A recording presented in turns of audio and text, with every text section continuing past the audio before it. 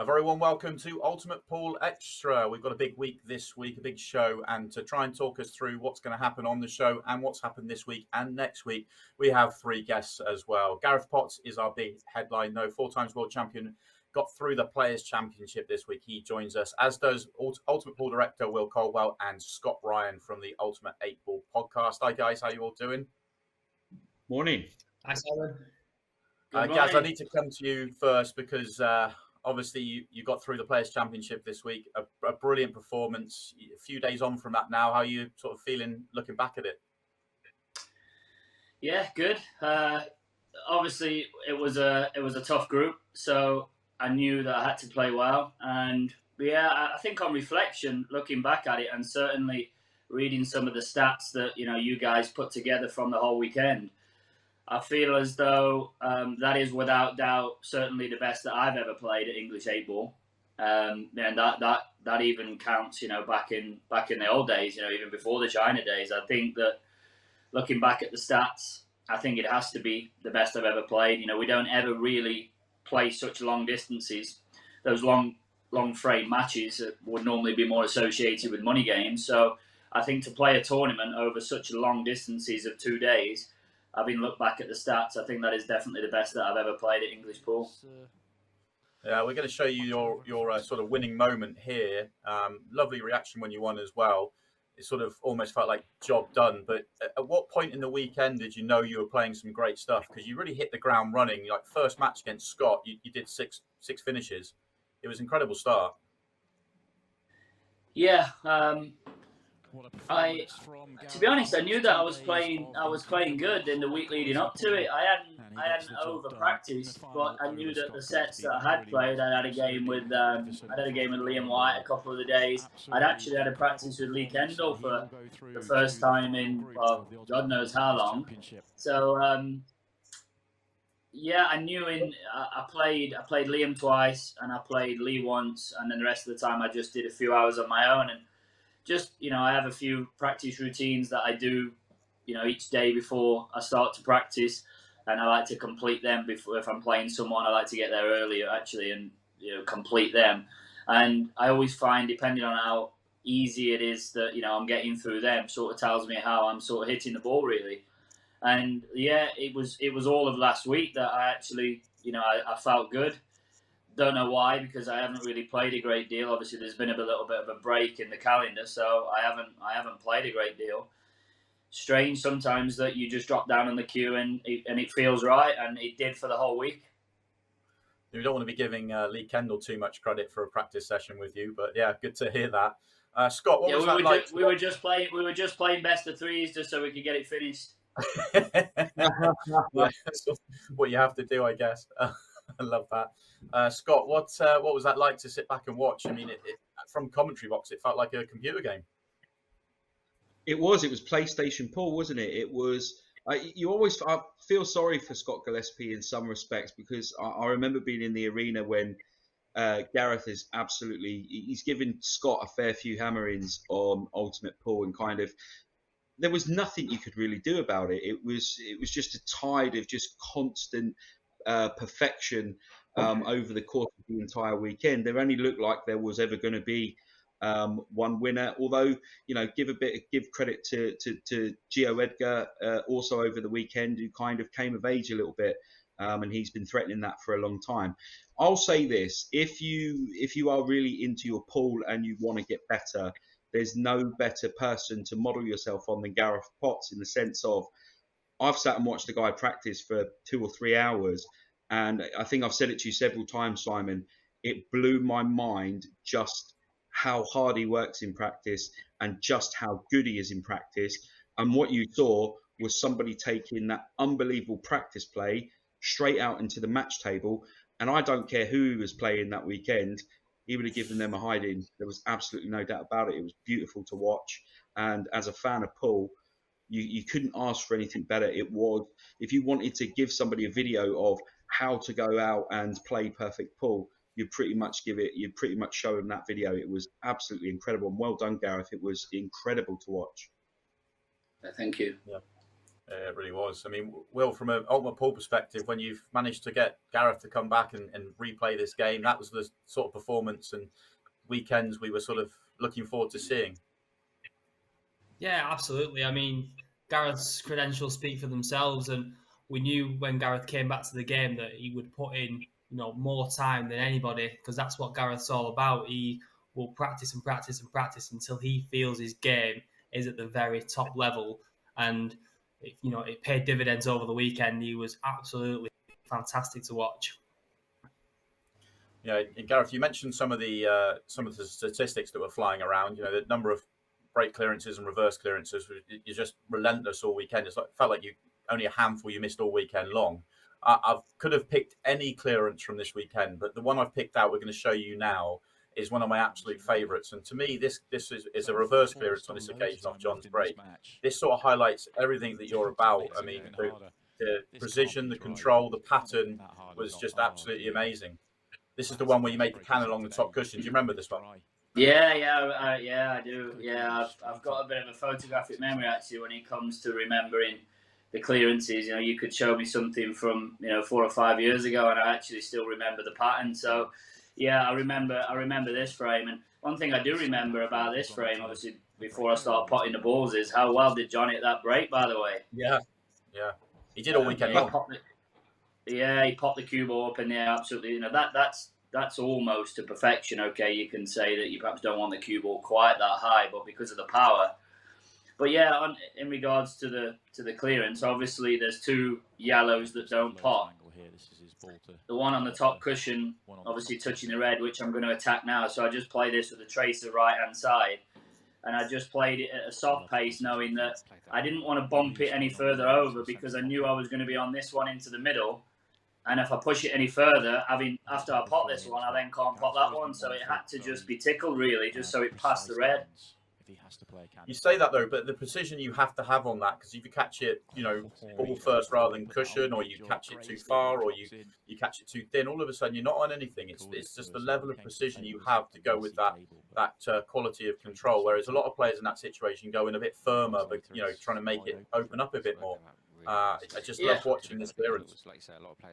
Yeah, and I think in order to maybe play to the statistics that happened on the weekend, of course you need to be lucky in terms of you need to be making balls from your break, and you need to have enough chances from your opponent's break. But I think it's important to play pool what I call properly, in terms of when you're playing a cannon, you try and play control. If you don't have to play a cannon, you don't play a cannon. And at the end of the day, when you take out all of those variables that something can go wrong, and it's only you. So if I have a ball that's close to a ball and I don't need to go into it, if I can land on it and then try to pot it, well, that's just me and my skill. If I miss it, then that's me. That's down to me. It's not down to any bad luck of me throwing my hands up in the air and going, oh, that's some bad luck there. I cannoned it and it landed there, or it didn't land on it. I just feel as though if I can play on the balls and play the least amount of cannons as possible, it's all in my own hands. Yeah, you certainly showcased it there, but you showcased it all weekend long. We can't talk about the weekend, though, without talking about Scott Gillespie. For me, it's just a return to form for him. I mean, Scott, we've been critical on the show. He's not had a best of seasons for sure. And okay, he didn't come through the final against Gareth there, but that's the best I've seen him play in an Ultimate Pool tournament. It was good to see him back. Listen, we're fans of Scott Gillespie. There's absolutely no doubt about that. But he'll tell you himself, he's been lazy. He hasn't put the hours into the game. He hasn't shown it the respect he's deserved, and he's got out of it what he's put in, which is nothing. We know he's put the hours in over the last couple of months because he's returned to form in Scotland. He was always going to be a dangerous player this weekend, and he's knocking on the door. He looks like he's got his hunger and he's got his desire back. But listen, he ran into a 16-wheeler truck on Sunday. And, there was no getting out of the way of Gareth on Sunday. Gareth has absolutely splattered him. However, what he can take away from it is the fact that he did show glimpses of brilliance across the weekend, which we know he's renowned for. Unfortunately, he just ran into a man that was unstoppable that weekend, but great to see him just getting a little bit closer to what he was. Yeah, and Will, the other player I want to mention from this week's group as well is Gio Edgar. I mean, when you guys offered him a wild card entry to the first Pro Series, you knew he was a sort of talent that was going to come through. And here we are, sort of 18 months, 2 years later, and we're starting to see some of that sort of talent shine through even more. Because I think the match he played against Gareth was very impressive as well. Oh, Gio is certainly going to be a talent for the future. There's no doubt about that. You can see the way he carries himself around the table. His temperament is absolutely fantastic. He doesn't look flustered at all. You know, playing against some of the best players to ever play the game. And to start off with, proceedings, beating Neil Rayborn from 3-0 down, to then, run Gareth pretty close and picking up victories over a couple of other guys as well. It was not a surprise to see him make it to the Sunday knockouts. And I think a similar story to Scott Gillespie. He just ran into a player that on any other weekend he probably could have put up a better showing, but there was just no stopping Gareth. That weekend he was just a different level to everybody else. And I certainly think we're starting to see glimpses of what Gio can really do now, and I'm really excited to see what he can do over the next couple of years. Simon, can I just jump in there about Gio? Because this is kind of, we talk about the pressures of the top players, and they do, just read some of the rubbish that you read on social media when Gareth plays, when Mick plays, when Chris plays, that people are there to shoot at them. You've got a guy that's just turned 18 years old, and some of the stick he's taken on social media over the course of the last year since he took the wild card, as kind of is unfair. This is somebody who has taken a chance. He's taken a chance by going out onto this stage and playing these great players. Slowly but surely, he's getting there. And the one thing that always impresses me about Gio, Will touched upon it there, Gio hates to lose. So don't speak to Gio if he's just been beaten, is my recommendation for most people. And that tells me that he's got that mentality to go out there and get better, to strike. He practices like Gareth Potts practices. He puts the hours in, he puts the time in there. Yes, it's taken him time to get used to the big stage, but if you've gone from competing in junior tournaments, it's akin to a boxer. If you had a prospect in prize fighting, what you would do is you would work them through the levels until they reach that championship level. At Ultimate Pool, if you're a novice, you're thrown straight into the deep end as a professional. And that's what happened. And now he's starting to find his way. And he's been dreadfully unlucky over the course. I've watched 2 or 3 of his matches where he's lost 7-6 or he's lost 7-5. And it's literally been just one flick, one cannon that's cost him the match, or a bit of luck from another player.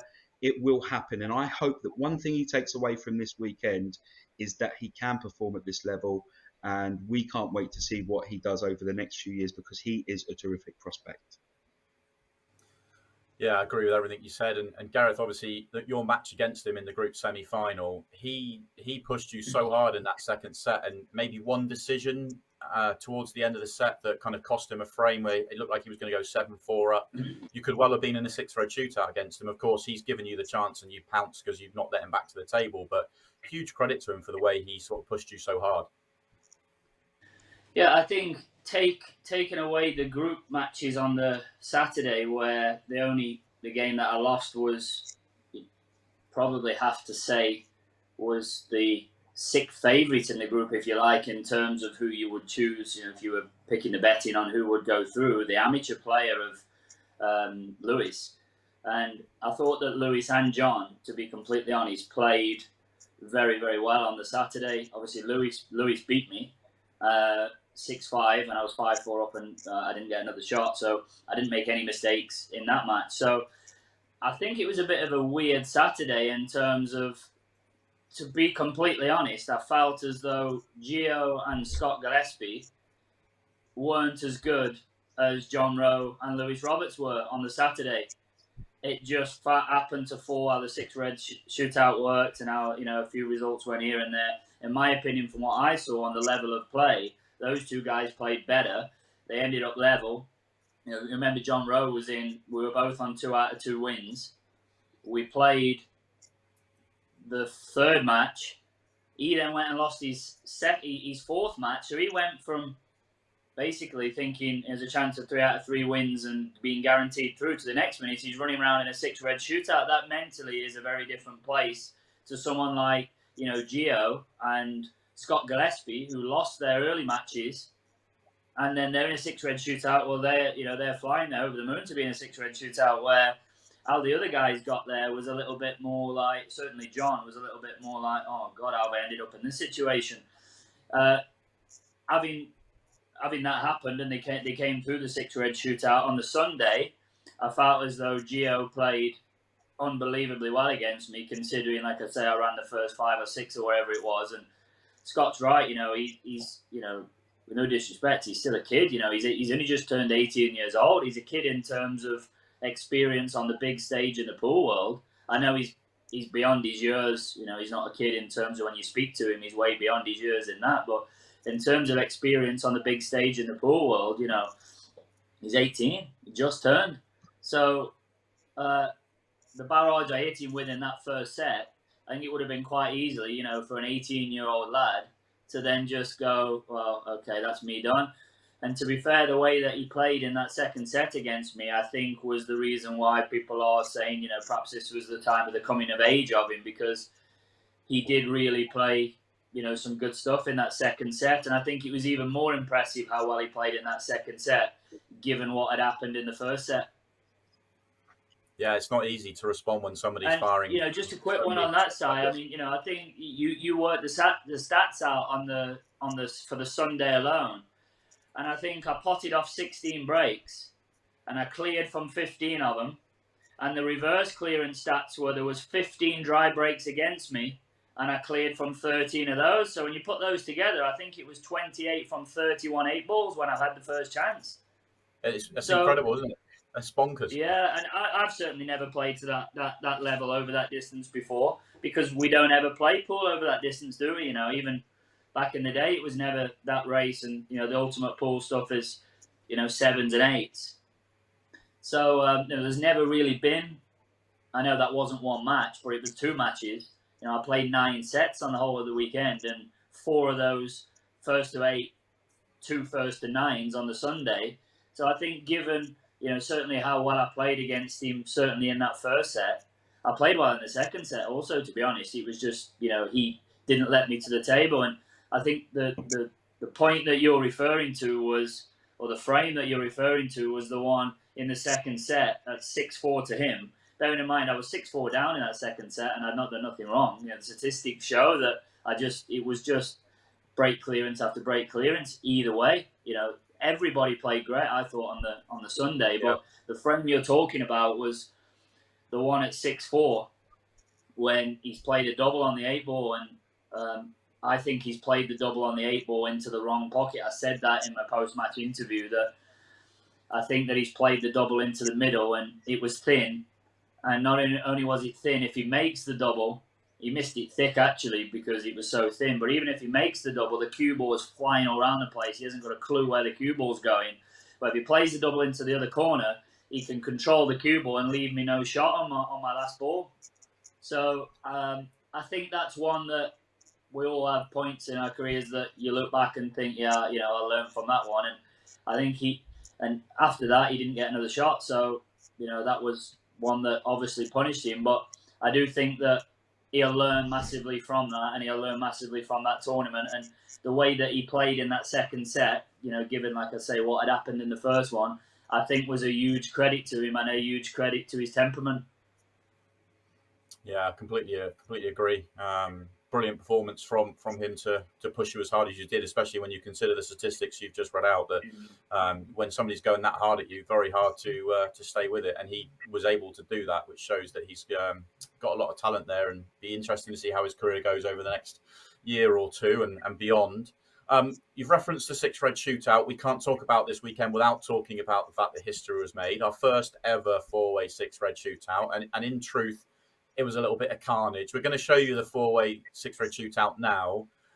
Will, when you guys came up with the 6 red shootout, I mean, is this what you had in mind? Because this was 3 of the 4 guys had never been in one before, and they just looked a bit lost out there. Yeah, we could clear quickly, but Yeah, I mean, for me, the six-red shootout is almost just like the ultimate leveler because it doesn't matter how hard, how well you've played in that match.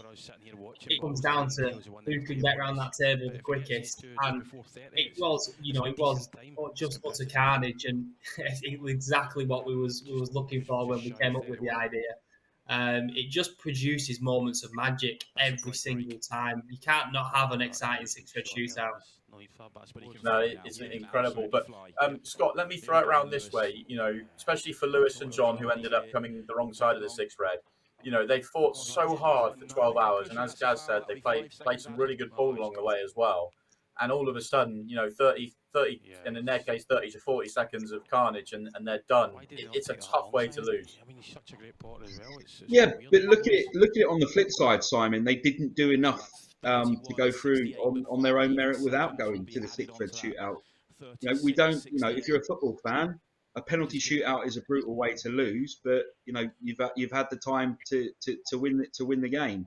Obviously, I was gutted because Neil obviously didn't win the weekend, and he didn't play particularly to his highest standard either. But as Gareth said, spare a thought for John Rowe and for Lewis Roberts. They would have felt very hard done by getting beaten in a six-red shootout, 100%. Yeah, so it's 2 from 4 from this six-red shootout, and we've seen 3. So John gets to go last. If he sticks it in the 22nd region, he goes through. And we're going to show you his six-red now. And this must be one of the most heartbreaking losses from a six-red shootout. Remember, anything in the 20s and he is through. I think he's got 31 seconds to beat. And look what he misses at the end here. John, what are you doing? I mean, he's absolutely nowhere here as he gets going, but all of a sudden they all just fall into position for him, and you think here that it can't possibly go wrong. I mean, I've got so much time for John. He's one of the nicest guys in the pool world, and that moment there I felt that for him. I really did. If he makes that simple pot, he wins. I can't understand why he plays that. I know that when you're under the pressure, you just want to get the ball down the pocket, but I don't understand why he plays it so with so much pace. Just trickle it in. He's got 5 seconds to just drop it in, and he probably doesn't. Rushes it. He doesn't know. I mean, we'll have to ask you guys because you're the only person here that's actually been involved in a competitive six-red shootout. Is it that tough? Is it that hard out there? Well, look, I think the first thing to say there is that six-red shootout, that one in particular there, the first four-way one, it was a complete car crash, wasn't it? Let's be honest. It was. So, but that's what the six-red shootout does to you. That's what it brings.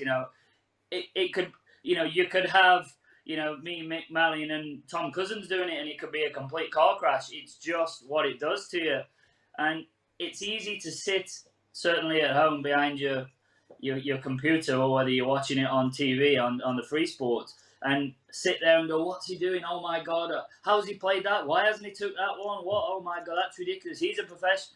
Look, when you're out there in the heat of battle with it, and it is easy to do what John Rowe did, and your brain just becomes mush. If you look at what John Rowe does at the start of that frame, he has brain freeze, and he doesn't know which one to take. Then he moves that one, and then all of a sudden you start to panic. Then he just splits them open. Then the ball that's coming around the table blocks the one as he's potting it into the middle. Then he actually got lucky because the first ball he pots, the two that are together, he was trying to pot the other one into the other corner, and the other one went in. Yeah. So it was just and then obviously, as Will said, they all just fell into place where he could just go bump, bump, bump, bump, and that made him up a lot of time.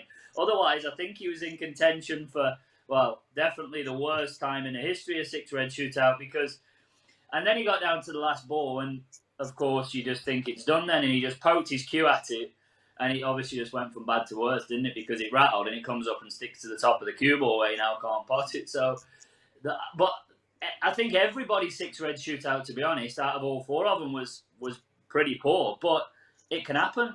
And I go back to the point that I made that I think that it's the circumstances that you reach the six-red shootout make a big difference mentally.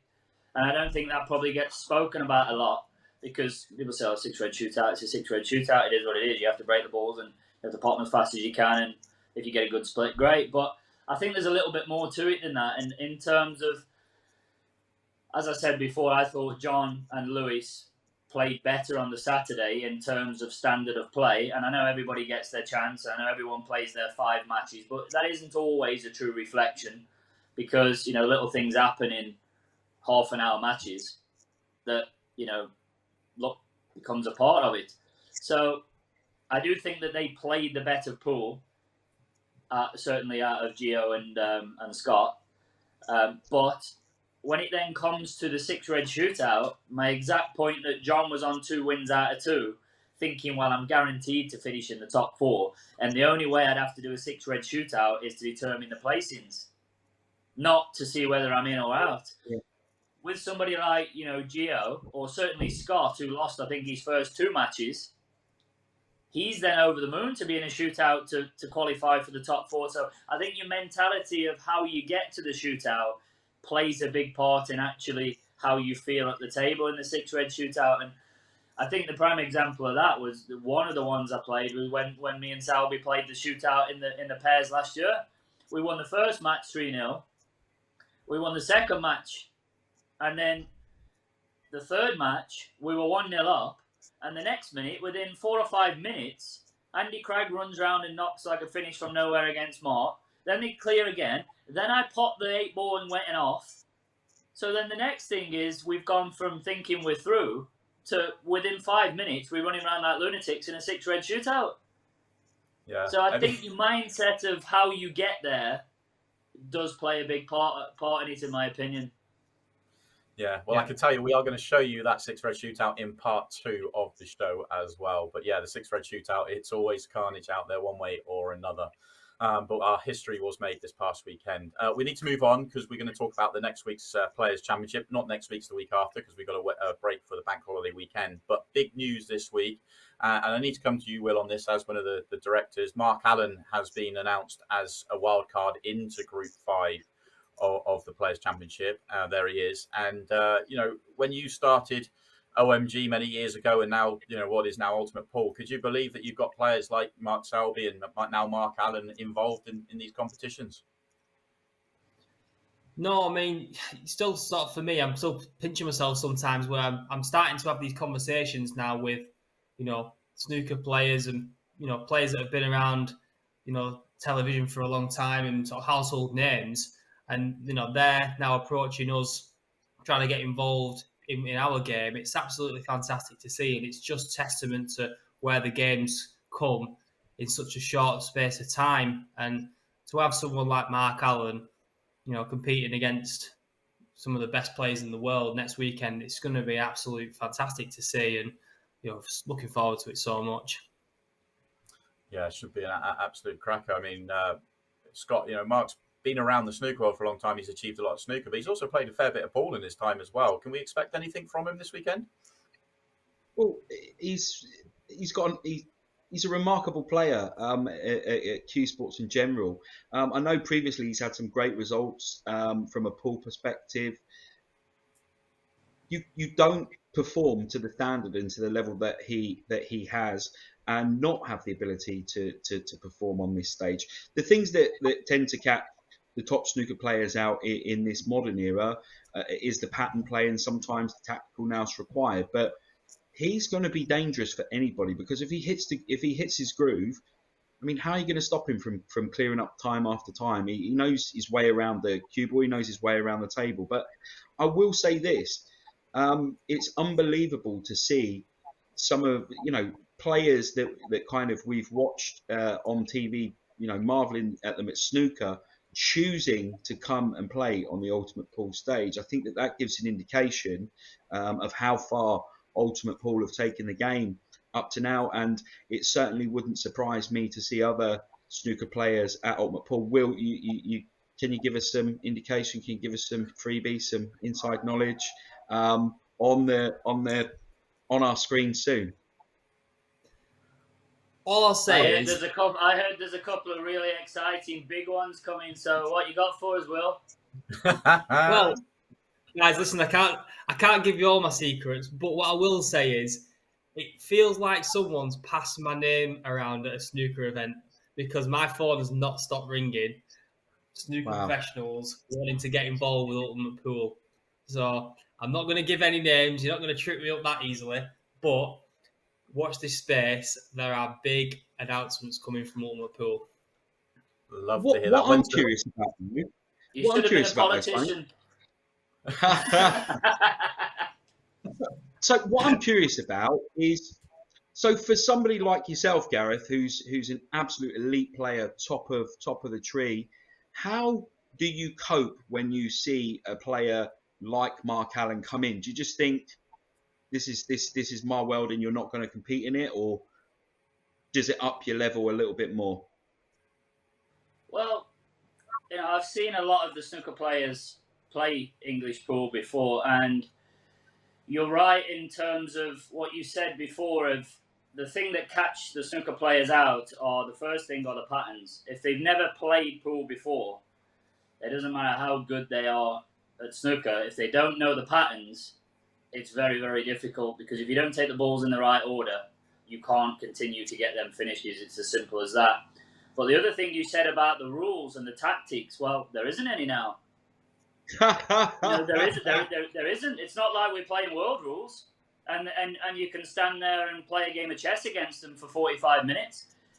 So from that respect, there isn't really anywhere to hide, because the rules are just attack, or if you attack and miss, you lose. The rules are ultra TV friendly, they're ultra attacking, and they're ultra easy to learn if you don't know them.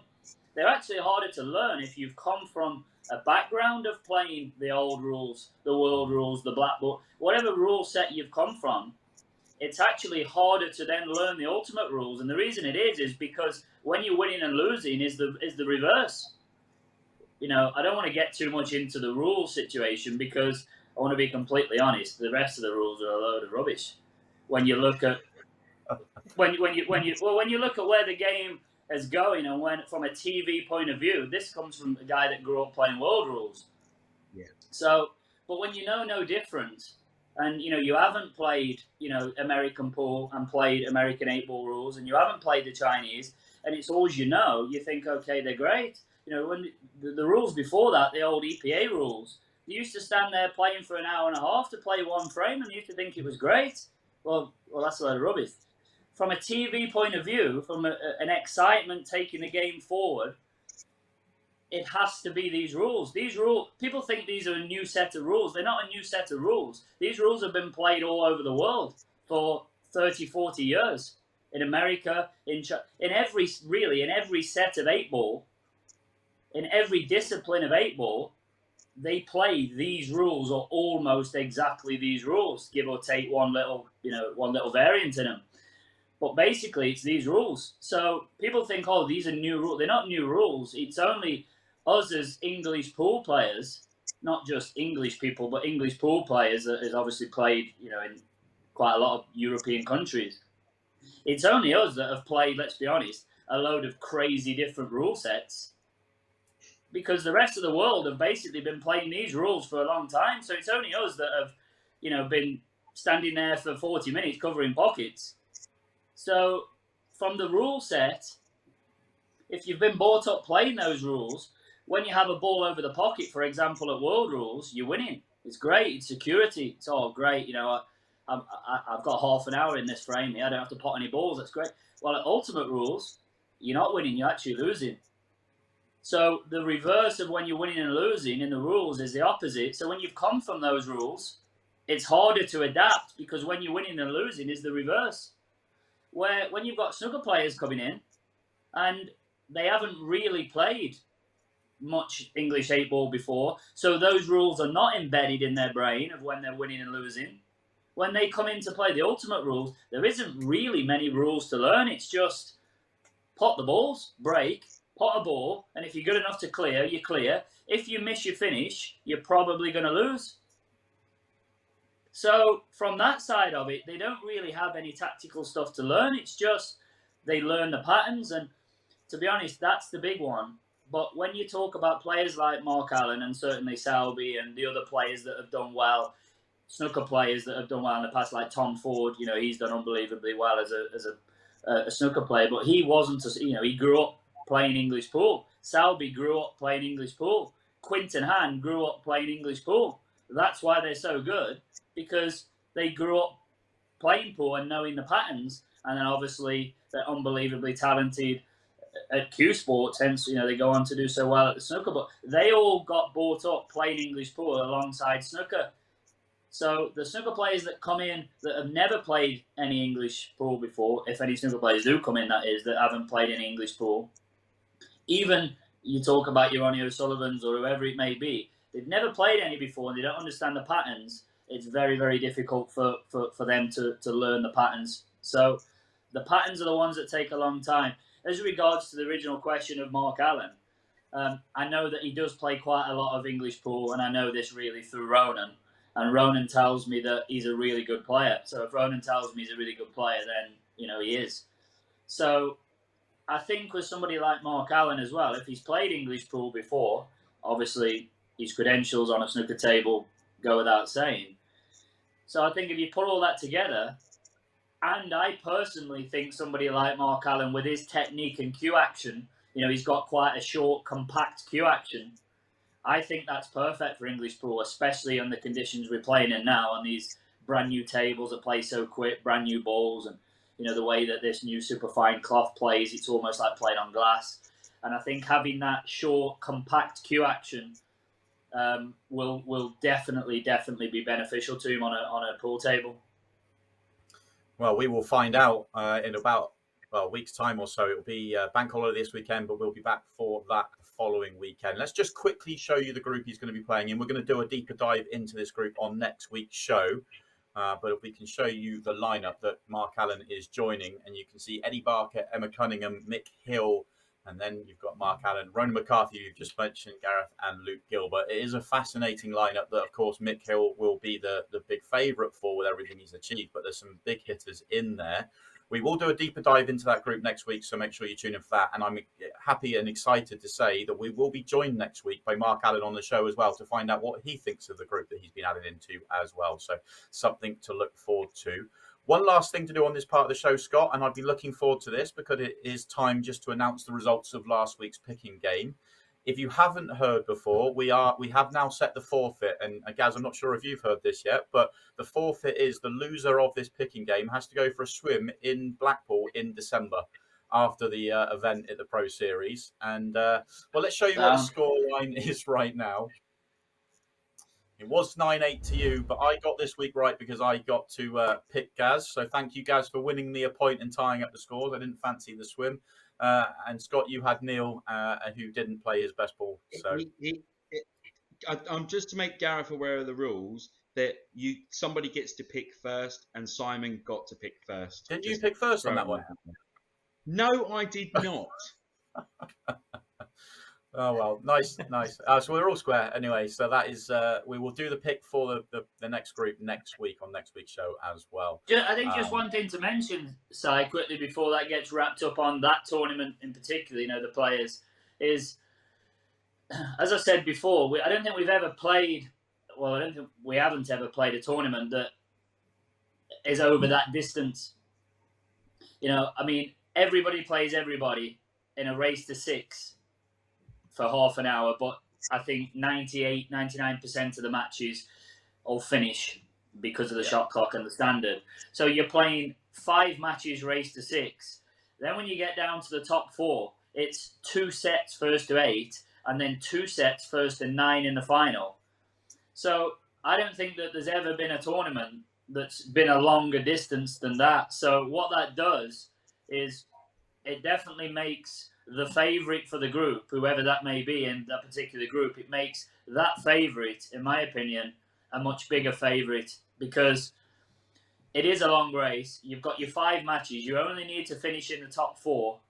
Once so the favourite in the group, unless he has a complete disaster, should finish in the top 4 because he has 5 matches, and on a lot of them, 2 wins or 3 wins certainly get you there. So you can afford to lose a couple of matches. So if you don't finish in the top 4, you've sort of only got yourself to blame definitely with that. If you're favourite or second favourite in the group, and when you get to the Sunday, that favourite has to be beaten twice first to 8 or twice first to 9, so he isn't guaranteed a 6 red shootout, basically. So I think that the length of that tournament is great, because if you speak to the top players, they'll have a bit of a whinge about the shortness of some of the ultimate pool races. You know, we're playing race to 6s the previous year, race to 7s. It's all shot clock. It's all very quick, short, fiery, exciting action. Or from a top player, you know, you'd like it to be a little bit longer and have a little bit more time to relax into a match, because you play a race to 6 or 7, you're 2-0 down and you start panicking.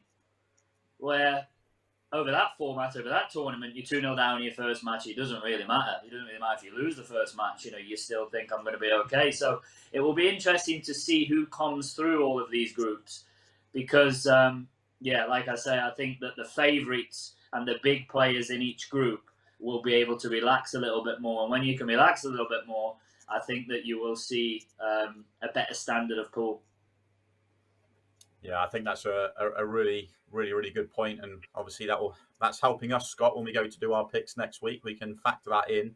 But yeah, we've seen some big names come through as well. Obviously, as well as yourself, Gareth, we've got Carl Boyes, Chris Melling, and Simon Fitzsimmons so far. 4 more groups to come. Just a quick one on that side. And those groups, were they? I can't remember who was in those groups, to be honest. But were they the favourites? Well, Shane was the favourite when Carl came through as the number 1 player, you can make the case there. Chris was obviously the favourite with Jordan Shepherd, and then the Simon Fitzsimmons came through. It was pretty much an even across the board. All 6 you could have made a case for. So yeah, I think you make a very valid point, and it'll be interesting to see, obviously, this week having Mick, who's definitely been the player of the year so far with 3 titles, how he gets on. And we've got some big groups coming at the back end where there's a lot of big players in there as well. So definitely something to keep an eye on, so for sure. And if you are looking forward to next week's group, which is Group 5, which includes Mick Hill and Mark Allen, then it will all get underway at the 3rd of September, 11 o'clock on the Saturday. We'll be back on the Sunday for the semi-finals and final as well. Thank you very much, guys, for joining me on part 1 of the show. We'll be back for part 2, so stay tuned.